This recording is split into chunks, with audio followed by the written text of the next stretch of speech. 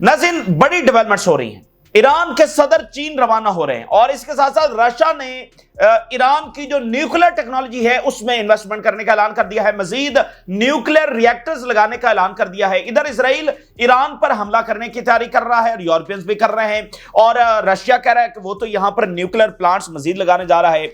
और एक बड़ी गैर मामूली डेवलपमेंट है और ये बता रही है कि आगे दुनिया में क्या तब्दीली आने जा रही है। प्यूटन ने नाज़रीन आज एक ऐसा ऑर्डर कर दिया है। प्यूटन ने यह ऑर्डर किया है कि रशिया की ताकतवर तरीन नेवी जो है वो उसका बिल्डअप शुरू किया जाए, यानी वो नेवी जिस सतह की अमेरिका की नेवी है, या उसके बाद चाइना जो है वो बड़ी ताकतवर नेवी बना रहा है। तो अब रशिया ने यह अनाउंस कर दिया है, प्यूटन ने यह ऑर्डर किया है कि ताकतवर तरीन वो नेवी जो ग्लोबल इंपैक्ट रखती हो, यानी इस वक्त सबसे ताकतवर नेवी अमेरिका की है, उसके बाद चाइना डेवलप कर रहा है और अब रशिया इस मैदान के अंदर आ गया है। और ये जवाब है जो नेटो ने अनाउंस किया है कि वो लार्जेस्ट आर्मामेंट करने जा रहे हैं, को $800 बिलियन वो खर्च करने जा रहे हैं अपने वेपन्स के ऊपर, अपनी आर्मामेंट के ऊपर। तो ये उसका जवाब है। उन्होंने कहा कि हम नेवी को, नेवी तो फिर अहम तरीन किरदार है और फिर वहां पर लड़ाई नेवी ने कहा अहम तरीन जंग लड़नी है और पूरी दुनिया देखिए नेवी के जरिए, अमेरिका ने नेवी ही के जरिए तो दुनिया में अपना इन्फ्लुएंस कायम किया हुआ है।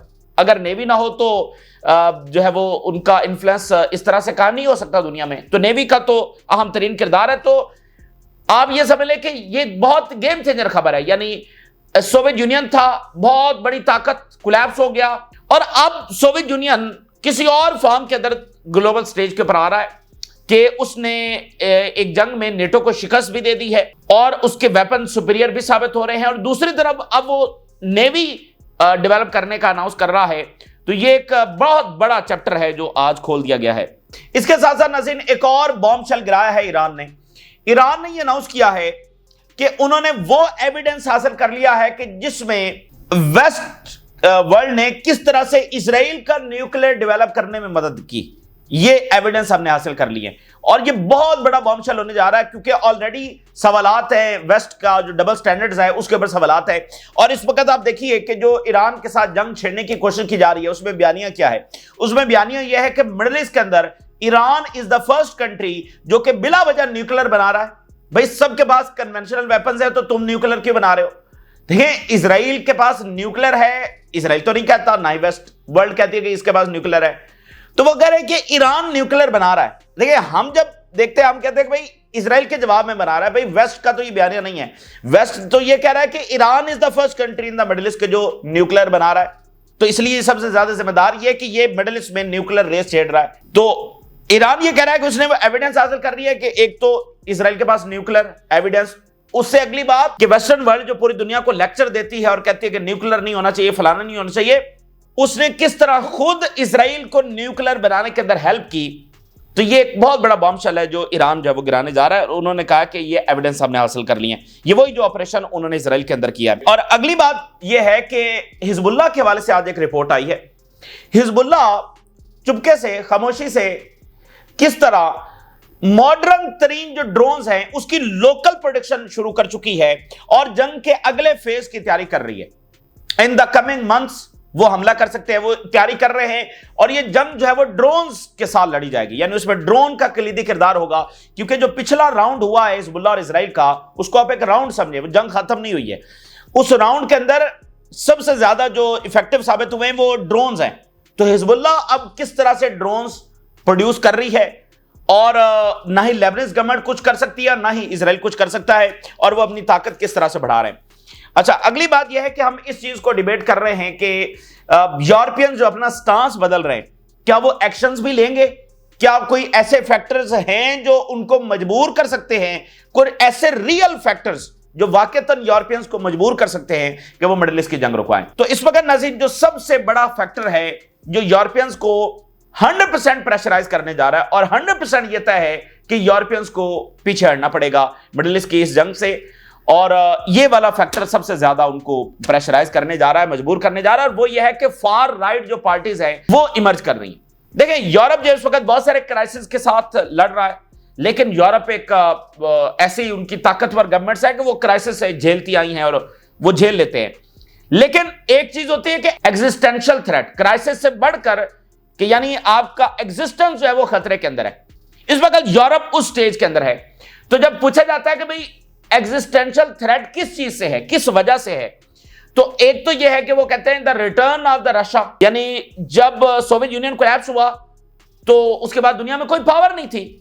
चाइना तो उस वक्त अभी राइज कर रहा था और इकोनॉमी के ऊपर फोकस कर रहा था। सोवियत यूनियन कोलैप्स कर गया तो दुनिया में कोई ताकत नहीं बची। तो यानी कि यूरोप जो है वो एक ताकत के साथ और फिर अमेरिका का इत्तेहाद और वो यूनिपोलर वर्ल्ड के तौर पर उभरे। तो कोई एग्जिस्टेंशियल थ्रेट नहीं था या कोई ऐसी ताकत नहीं थी जो उनके साथ लड़ सके। तो अब वो कहते हैं कि ये जो रशिया एक ताकतवर होकर दोबारा से वापस आया तो रिटर्न ऑफ रशिया जो है वो उनके लिए एग्जिस्टेंशियल थ्रेट है। तो एक तो वो ये अपनी जुबानी बयान करते हैं जिससे वो इस वक्त लड़ भी रहे हैं। अब ये है या नहीं है, रशिया तो नहीं कहता कि हम इनके लिए एग्जिस्टेंशियल थ्रेट है, लेकिन बहरहाल जो असल इनके लिए थ्रेट है वो ये है far right parties. Far right party जो है वो इमर्ज कर रही है यूरोप से।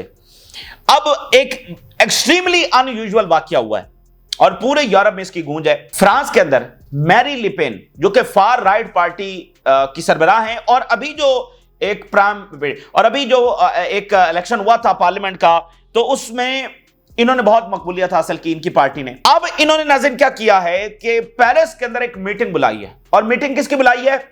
यूरोपियन जो लीडरशिप है उसमें जो फार राइट लीडरशिप है उसकी मीटिंग बुलाई है। यानी फ्रांस के अंदर से हम बात नहीं कर रहे हैं, बाकी मुल्कों से जिसमें सबसे अहम तरीन हंगरी के प्राइम मिनिस्टर हैं उनको बुलाया गया। तो जो फार राइट पार्टीज है, जो नेशनलिस्ट है, उनको पेरिस बुलाया गया और इन्होंने इस मीटिंग के साथ जो है वो प्रेसिडेंशियल जो कैंपेन है उसका आगाज कर दिया मैक्रोन के खिलाफ। प्रेसिडेंशियल कैंपेन का आगाज, प्रेसिडेंशियल जो इलेक्शंस हैं उसका आगाज इस मीटिंग के साथ कर दिया गया है और वो कह रहे हैं कि हम अभी से लॉन्च कर रहे हैं और एक मोमेंटम जो हासिल कर रहे हैं। ऊपर से अमेरिका की सपोर्ट हासिल हो गई है। अमेरिका की इस फार राइट ग्रुप्स को पूरे यूरोप के अंदर सपोर्ट हासिल हो गई है, जिसका अभी मुजाहरा हमने पोलैंड के अंदर देखा था और मैरी लिपेन इसको तो खास तौर पर अमेरिका सपोर्ट कर रहा है। जर्मनी की जो एएफडी पार्टी है उसको खास तौर पर सपोर्ट कर रहा है। तो देखिए अगर ये आ जाते हैं तो पूरा यूरोप ही बदल जाएगा, पूरे का पूरा यूरोप बदल जाएगा। क्योंकि देखिए ये तो नेशनलिस्ट है, ये एंटी इमिग्रेंट्स है, ये ओपन बॉर्डर्स को पसंद नहीं करते, ये तो कहते हैं बॉर्डर्स बंद होने चाहिए।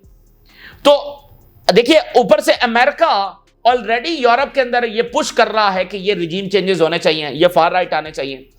अगर यूरोपीय यूनियन का सबसे ताकतवर तरीन मुल्क फ्रांस, अगर उसके अंदर ये तब्दीली आ जाती है कि उसके अंदर एक फार राइट गवर्नमेंट आ जाती है तो फिर तो बाकी तमाम जो फार राइट है उनको ज्यादा प्रोटेक्शन और पावर हासिल हो जाएगी। तो ये इनकलाब तो फिर पूरे यूरोप में आराम से फैलेगा, इसको फिर कौन रोकेगा? ऊपर से अमेरिका, इधर फ्रांस, तो कौन रोकने वाला है? और इटली की जो गवर्नमेंट है वो ऑलरेडी फार राइट है, वो भी नेशनलिस्ट है, वो भी एंटी इमिग्रेंट्स है।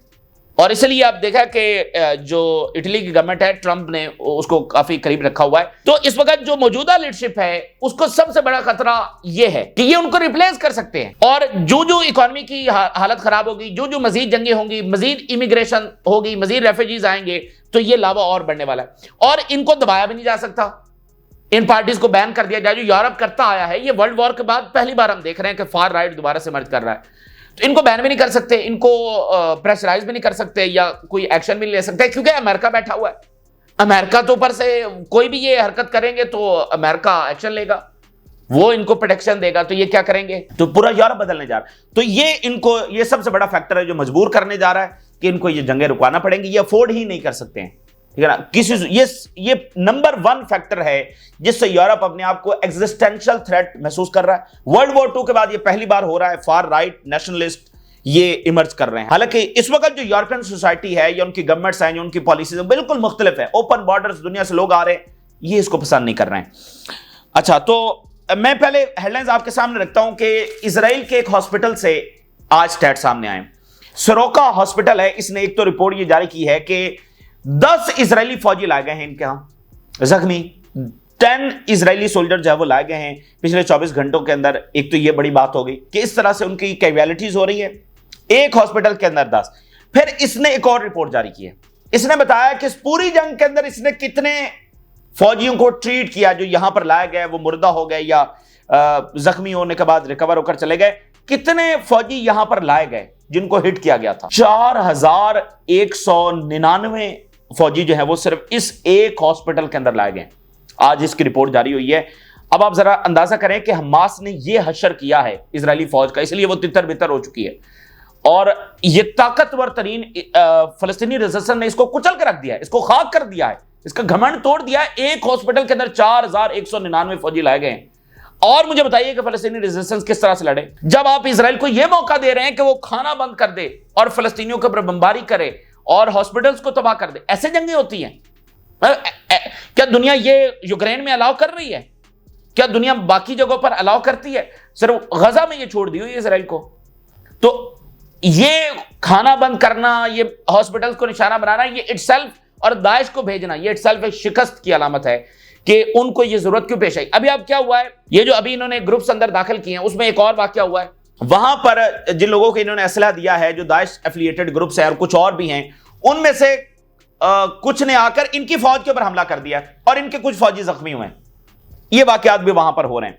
तो ये इनकी शिकस्त है, इनकी फतह नहीं। और ये दुनिया की शिकस्त है जो अलाउ कर रही है इजराइल को कि वो जो मर्जी करे, जो वो बस फलस्तीनियों को खत्म करने के लिए जो मर्जी टूल्स इस्तेमाल करे, जैसे सब फलस्तीनियों के मरने का सब इंतजार कर रहे हैं। यानी उनको कोई परवाह नहीं है कि इजराइल वहां पर कौन से बॉम्ब इस्तेमाल कर रहा है।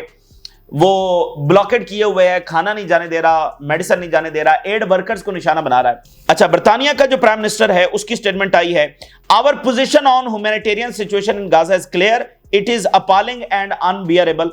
तो ये इस तरह की स्टेटमेंट्स आ रही हैं जो पहले नहीं आ रही थी। आयरिश फॉरेन मिनिस्टर की स्टेटमेंट जारी हुई है, जो मेडलिन शिप को कब्जे में लिया गया है, is a powerful symbol of urgent need to end the blockade on aid in Gaza.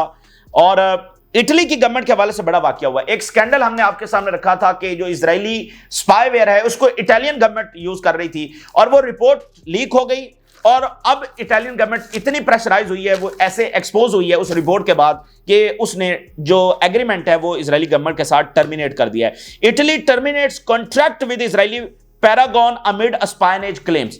तो वो जो रिपोर्ट है वो इनके सारे उस प्रोजेक्ट को ले बैठी है। तो ये एक्सपोज होना बहुत बड़ी बात है कि एक तरफ वो क्लेम कर रहे हैं कि इजराइल ये कर रहा है, वो कर रहा है, हमें पसंद नहीं है, तो नीचे से रिपोर्ट्स लीक हो रही हैं कि अच्छा आप तो ये सपोर्ट कर रहे हैं, तो फिर उनको एक्शन लेना पड़ जाता है। अभी बर्तानिया के अंदर इस तरह के वाकयात हो रहे हैं। बर्तानिया से आज एक रिपोर्ट सामने आ गई है जिसमें उन्होंने बताया कि new investigation reveals UK firm sent 1000 ammo cases to Israel. बर्तानिया के पार्लियामेंट के अंदर भी ये बिल आ गया था कि इन्वेस्टिगेट किया जाए कि बर्तानिया से क्या सपोर्ट इजराइल को हो रही है। तो बर्तानिया का प्राइम मिनिस्टर कह रहा है कि हमारे लिए ये सिचुएशन अनएक्सेप्टेबल है। इधर से रिपोर्ट आ रही है कि आप तो असला दे रहे हैं, तो क्या जवाब देंगे? पार्लियामेंट में यही है, मीडिया पर यही है, इंटरव्यूज में यही है, हर जगह पर यही सवाल है कि आप तो कह रहे हैं कि अनएक्सेप्टेबल है, सिविलियंस मारे जा रहे हैं, तो ये आप असला दे रहे हैं, ठीक है ना। तो ये एक सूरत हाल वहां पर बनी है। इन रिपोर्ट्स की अहमियत है, यानी ये अब हम एक फेज से हम आगे हैं कि पहले वो बात ही नहीं कर रहे थे, हम बात कर रहे हैं।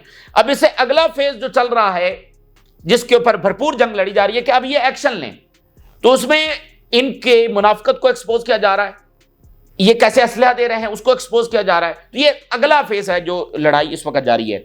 अच्छा, अब ईरान के हवाले से कुछ बड़ी डेवलपमेंट्स आपके सामने रखते हैं। 5-7 बड़ी खबरें ईरान के हवाले से। एक तो ट्रंप और नेतन्याहू की कॉल हुई है, अभी कुछ ही देर पहले ये कॉल हुई है। अच्छा, इजराइल ने इसमें ये पोर्ट्रे करने की कोशिश की है कि ये कॉल जो है वो इसमें सेंट्रल जो इशू था वो ईरान था, ईरान को डिस्कस किया गया। अच्छा, व्हाइट हाउस से इस तरह की कोई बात नहीं है, उन्होंने कहा जी बस मिडिल ईस्ट के हवाले से बात हुई है। और डेफिनेटली यानी इजराइल, दरअसल टॉक्स हो रही है ना अमेरिका और ईरान की, डायरेक्ट टॉक्स, तो वो इजराइल को पसंद नहीं है। तो इजराइल बस ये पोर्ट्रे करने की कोशिश करता है कि वो भी हर जगह शामिल है और उनसे हर बात पूछी जा रही है, क्योंकि इनको साइड पे रखते हुए डायरेक्ट टॉक्स किए हैं। तो वो बस एक पोर्ट्रे करने की कोशिश करता है कि we are present at everywhere. तो बहरहाल ईरान में डिस्कस हुआ होगा, लेकिन गजा डिस्कस हुआ है और ये जो सारा वहां पर एग्रेशन कर रहा है, तो ट्रंप ने पूछा होगा कि कितना टाइम जो है वो तुम्हें और चाहिए। तो ये बहरहाल कॉल हुई है, इसके बाद एक सिक्योरिटी मीटिंग जो है वो नेतन्याहू ने बुला ली है। देखना है मजीद कि इसमें क्या बात हुई है। एक तो बात यह है कि प्यूटन ईरान आ रहे हैं, उसकी मुसलसल तैयारियां हो रही हैं और जो वहां पर जंग एस्केलेट हो रही है, तो इस दौरे की अहमियत बढ़ती चली जा रही है, क्योंकि ऐसे क्रूशल माहौल के अंदर प्यूटन सिर्फ उसी मुल्क का दौरा करेंगे ना जो बहुत इंपॉर्टेंट हो। रशिया डीप इनसाइड अटैक किया जा रहा है, ऐसा तो भाई कोल्ड वॉर के अंदर भी अटैक नहीं हुए थे जो आज रशिया के अंदर। ये कोई मामूली चीज नहीं है, ये कोल्ड वॉर में नहीं हुआ जो आज रशिया में हो रहा है। वो कोल्ड वॉर तो कहीं और लड़ी जा रही थी, कभी अफगानिस्तान में, कभी वियतनाम में, कभी इजिप्ट में, कभी कहीं और। ये रशिया में नहीं लड़ी जा रही थी। आज ये जंग रशिया में फैल चुकी है। तो आज अगर वो किसी मुल्क का दौरा करेंगे तो और अहमियत, ईरान में तैयारियां इसकी हो रही हैं। लेकिन इसके साथ एक और खबर है कि ईरान के जो प्रेसिडेंट हैं वो चाइना जा रहे हैं। Pezeshkian will visit China soon to expand cooperation in all fields। दुनिया तब्दील हो रही है, न्यू वर्ल्ड ऑर्डर इस वक्त उसके लिए लड़ाई की जा रही है। इसमें ईरान, चाइना, नॉर्थ कोरिया ये सारे मालिक हैं, क्योंकि मौजूदा ऑर्डर के अंदर इनका सर्वाइवल नहीं है। या तो इन्होंने सरेंडर करके रहना है, अपनी डिग्निटी, सोवरेनिटी वो अमेरिका के कदमों में डालकर रहना है, इंक्लूडिंग चाइना, तो ये मुल्क अफोर्ड नहीं कर सकते, इसलिए अभी आगे बढ़ रहे हैं। चाइना और ईरान हर फील्ड के अंदर, यानी स्पेस के अंदर, यानी मेडिकल के अंदर, यानी मिलिट्री के अंदर, एक एक फील्ड के अंदर ये कॉपरेशन, तो ये बड़ा अहम तरीन दौरा होने जा रहा है। इसके बाद ताल्लुकात नई सतह के ऊपर जा सकते हैं। और रशिया ने क्या अनाउंस किया? रशिया कह रहा है कि हम तो इन्वेस्ट करने जा रहे हैं ईरान की जो न्यूक्लियर टेक्नोलॉजी है, मजीद रिएक्टर लगाने जा रहे हैं। Moscow will construct 8 nuclear power plants in Iran, 2 of which are already under construction। 2 already under construction है और 8 टोटल वो है जो लगाने जा रहे हैं। तो बात यह है कि इजराइल हमला कर रहा है ईरान के ऊपर, वो कह रहे हैं हम हमला करेंगे। रशिया कह रहा है हम न्यूक्लियर प्लांट्स बनाएंगे। तो जहां पर रशिया बैठा है वहां पर इजराइल जुर्रत करेगा अटैक करने की। तो मतलब रशिया का मैसेज क्लियर है कि हम ईरान के साथ खड़े। और यही बात टकर कार्लसन ने की कि ईरान पर हमले की भूल मत करना, इसको अफगानिस्तान, लिबिया और वो ना समझ लेना, इसके साथ इत्तेहादी खड़े हैं। तो अगर वहां पर हमला करना है तो ये सोच समझ कर करना कि ये एक वर्ल्ड वॉर होगी। अगली बात यह है कि ईरान ने एक बॉम्ब शेल फोड़ दिया है और पूरा मिडिल ईस्ट भी देख रहा है और पूरी दुनिया भी देख रही है। वो कह रहे हैं कि हमारे पास एविडेंस आ गए हैं कि वेस्टर्न वर्ल्ड ने जो इजराइल का न्यूक्लियर बनाने में हेल्प की। एक ये कि न्यूक्लियर है इनके पास, उसका एविडेंस जो कि ओपन सीक्रेट है, लेकिन बहरहाल अब दुनिया नहीं मानती तो क्या करें, उसका एविडेंस कि इनके पास न्यूक्लियर है। दूसरा, वेस्ट ने हेल्प की। Iran has obtained evidence that European regimes have assisted their Zionist allies in developing nuclear weapons. ये बहुत बड़ी बात है, यानी बयानी के सतह के ऊपर, डबल स्टैंडर्ड्स के सतह के ऊपर ये बहुत बड़ा बॉम्ब शेल है। ये जो ईरान ने ऑपरेशन किया ना, इसके असरात अभी आएंगे, क्योंकि वो बहुत बड़ा ऑपरेशन करके आए हैं और इसको IRGC के सरबराह ने सुपर ह्यूमन अचीवमेंट करार दिया है। ये खाली ह्यूमन का काम नहीं है, सुपर ह्यूमन, पूरी सिक्योरिटी ब्रीच करके आ गए।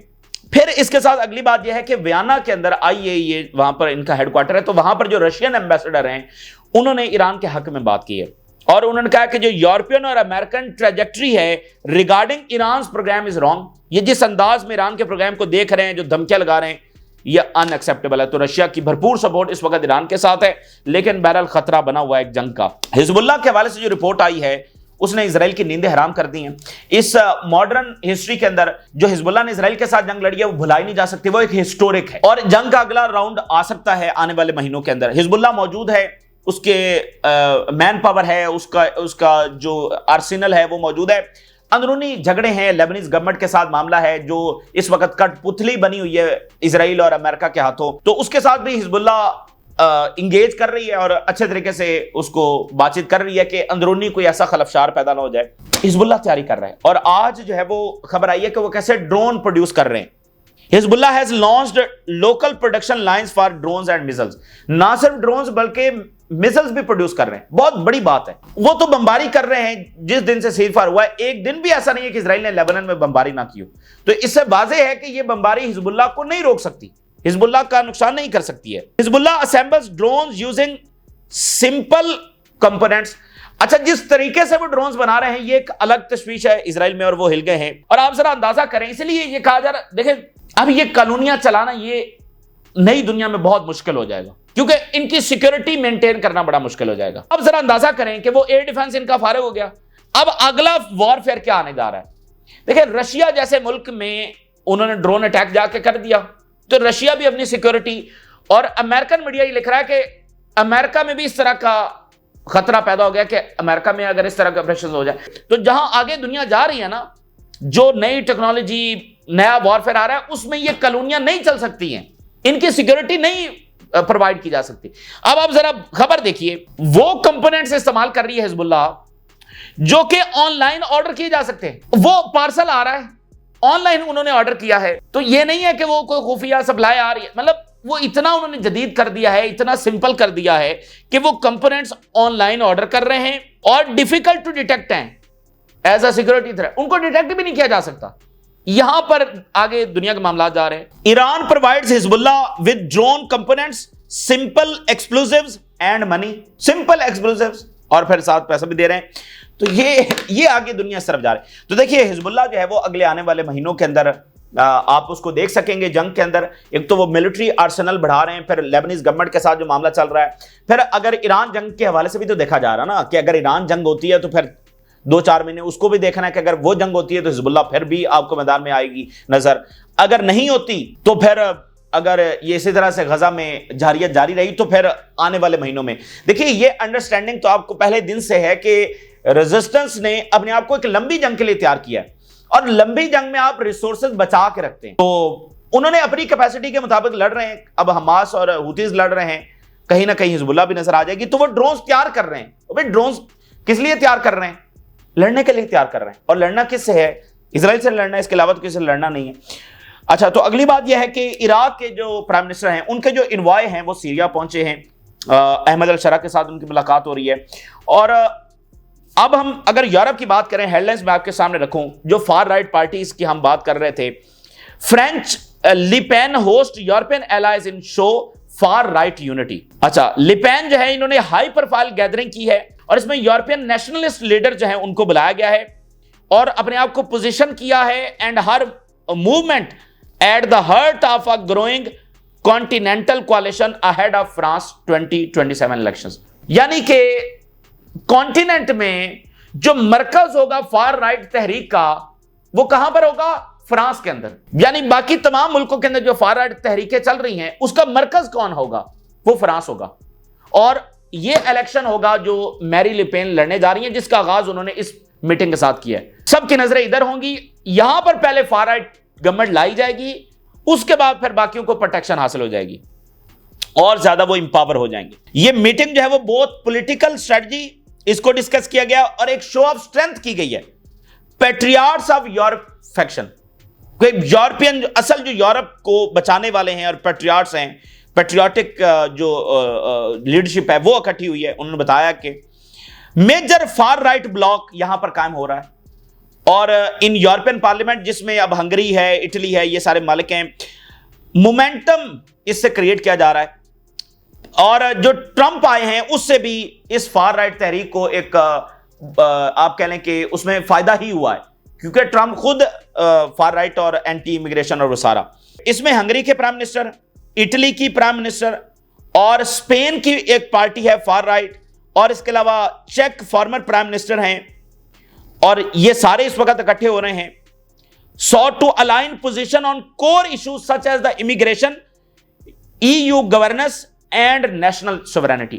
तो ये एक तहरीक मैंने आपको बता दिया कि ये यूरोप बदलने जा रही है, ठीक है। और ये भरपूर जंग होगी जो यूरोप के अंदर लड़ी जाएगी, जिसमें मौजूदा लीडरशिप लेफ्ट यानी सेंटर टू लेफ्ट, ये वर्ल्ड वॉर 2 के बाद वहां पर जो हुकूमतें रही हैं वो सेंटर या सेंटर टू लेफ्ट रही हैं, लेकिन ये फार राइट पार्टीज अब खड़ी हो रही हैं और उन्होंने शो ऑफ स्ट्रेंथ किया। ये एक्सट्रीमली अनयूजुअल मीटिंग है कि उन्होंने पूरे कॉन्टिनेंट की लीडरशिप बुलाई है और बताया है कि हम ये करने जा रहे हैं। फ्रांस का इलेक्शन मरकजी उसको हैसियत हासिल होगी, इस तहरीक को मोमेंटम दिया जाएगा। फिर जो यूरोपियन पार्लियामेंट है, यूरोपीय यूनियन की जो पार्लियामेंट है, उसमें भी एक ब्लॉक बनाया जा रहा है, उसमें भी तहरीक। तो ये सारा मामला वहां पर शुरू होने जा रहा है और इसको मौजूदा लीडरशिप कबूल नहीं करेगी। लेकिन कबूल नहीं करेगी तो क्या करेगी? मजीद इकोनॉमिक क्राइसिस, मजीद जंगें, मजीद रेफ्यूजीज, वो इन फार राइट को और मकबूलियत देने जा रहे हैं। और मिसाल के तौर पे एक और हेडलाइन देखिए, artificial intelligence poses direct threat to UK film industry warns BFI report. तो ये मैंने एक हेडलाइन आपके सामने रखी है कि ऐसे भी बहुत सारे इश्यूज हैं। बर्तानिया की फिल्म इंडस्ट्री इस वक्त आर्टिफिशियल इंटेलिजेंस की वजह से खतरे में है। तो इसके लिए आपको क्या चाहिए? आपको अपने रिसोर्सेज, अपनी एनर्जीज, अपना सारा फोकस है वो यहां पर चाहिए, ऐसे इश्यूज के ऊपर चाहिए। ऐसे और भी बहुत सारे इश्यूज आएंगे, तो अगर वो इधर उलझ जाएंगे तो फिर वो कमजोर हो रहे हैं, वो डैमेज हो रहे हैं, वेस्ट जो है वो डैमेज हो रहा है। और आखिरी आप हेडलाइन देखिए, Putin approves strategy to restore Russia as global naval power. यानी ये इतना बड़ा फैसला है कि एक तारीख है इस फैसले के अंदर। सोवियत यूनियन ग्लोबल पावर टूट गया, कमजोर पड़ गया, फिर प्यूटन की सरपरस्ती के अंदर अब वो एक बड़ी ताकत के तौर पर लौट कर आया, लेकिन अब वो इससे भी आगे जा रहा है और अपना खोया हुआ मकाम कह लें या जो भी कह लें, ग्लोबल नेवल पावर वो बनने का उसने ऑर्डर कर दिया प्यूटन ने। और ये कोई महीनों के अंदर तो नहीं होगा, इसके अंदर सालों लगेंगे। तो ये बहुत बड़ी चीज है। यानी कि जैसे नेटो की आर्मामेंट ये एक हिस्टोरिक फैसला था और दहाइयां अपने अंदर समोए हुए है ये एक फैसला कि वो रीआर्मामेंट कर रहे हैं। तो ये फैसला भी अपने अंदर दहाइयां समोए हुए है कि अब रशिया उस डायरेक्शन के अंदर चलेगा। 2012 में चाइना ने फैसला किया था कि हमने ग्लोबल नेवल पावर बनना है और फिर मौजूदा प्रेसिडेंट की सरपरस्ती में वो सफर आगे बढ़ रहा है। तो इधर रशिया से ये आज ऑर्डर हुआ है। तो वेस्ट जनाब देखे कितने उसको वो उसकी जो हेजेमनी है वो किस तरह चैलेंज हो रही है। रशिया इस पावर के साथ, चाइना इस पावर के साथ, अंदरूनी थ्रेट कितना सपोर्ट करेंगे इसराइल को। इसराइल तो जिस रास्ते के ऊपर है ये तो कई साल आगे जंगें चलेंगी। तो अब आप देख रहे हैं वेस्ट में क्या तब्दीली आ रही है, दुनिया में क्या तब्दीली आ रही है। कितने दिन इसराइल इस जंग को चलाएगा मुझे बताइए। ये जंगें तो ना खत्म होने वाली हैं और ये मिडिल ईस्ट की गवर्नमेंट्स भी समझती हैं और ये भी रिप्लेस होंगी और पता नहीं यहां पे क्या कुछ होगा और रेजिस्टेंस पता नहीं किस किस फॉर्म में आएगी, वो इसराइल के साथ लड़ेगी। तो ये मामला खत्म होने वाला नहीं है जिस रास्ते के ऊपर इसराइल चल पड़ा है। और वेस्ट कितनी देर सपोर्ट करेगा आपके सामने मैंने पिक्चर रख दी है। वेस्ट के वो हत्थे बल्ले नहीं है वो चीजें, वो तेजी के साथ दुनिया तब्दील हो रही है, उनका अपना कॉन्टिनेंट तब्दील हो रहा है, कब तक सपोर्ट करेंगे। तो ये ताजा तरीन सूरत हाल है जो आपके साथ शेयर किया। आपने राय सुरगा करें, इजाजत दीजिए, अल्लाह हाफिज।